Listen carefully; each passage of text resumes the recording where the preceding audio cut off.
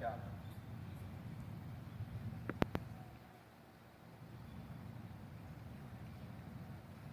So what are some things that can really tap into a horse's brain that can really ask for, encourage relaxation with work? Loosening the hind end, right? If you get the loins loosened up, that's going to really, really help the horse think better.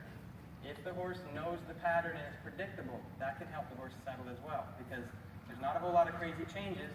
They can just settle in and go to work, and they know they're going to be left alone. They can find peace with movement. The other one is getting them to yield a little bit, so they're actually paying attention a little bit more. So she's doing a really nice job here. Really good.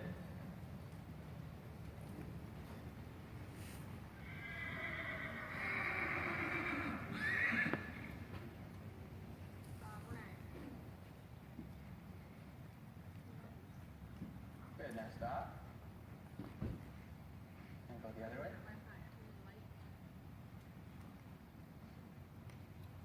Okay, great. Perfect. Yeah, you got it.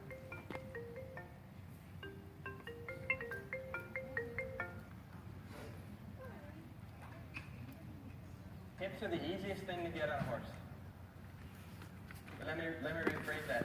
Hip disengagement is the easiest thing to get on a horse. Hip engagement is the hardest thing to get on a horse. So great horses, no matter the discipline, have great hip control. You lay a leg on that hip and it engages medial and lateral and forward.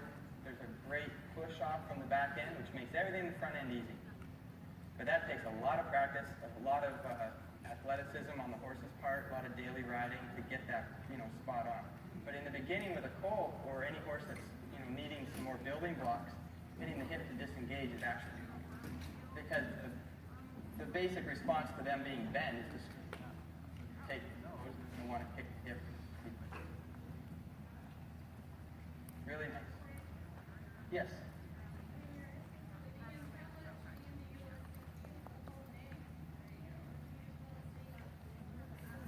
Okay, question, how much bend are we looking for here in this exercise? Well, wake up. Okay, so here we go. I'm going to show you how much bend I want on a finished horse.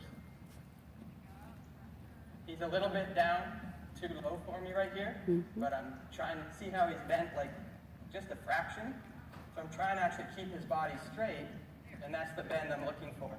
What this will look like in the very beginning might be this. And why do I look for that little bit of overflexion, even though that's not what I'm after in the end? Because if I ask him to give a 1/4 inch, he's not going to learn the basic concept of yielding as quickly.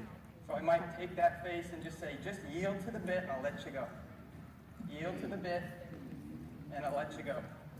As soon as I have a horse that really yields to the sides, then I can use that yielding to help shape him the way I want to shape him.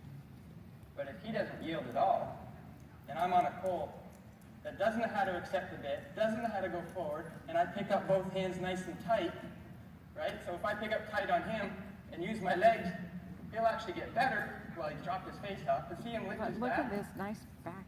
He knows how to lift his back, but Yes, he he wouldn't does. when he was a colt. So when he's a colt, and I pick up here, he's just going to fight it and hollow out and not be sure what to do. So I have to go back to 1 or 2 things at a time, which might be just get forward and yield left and right. And then I can start adding to it once he understands.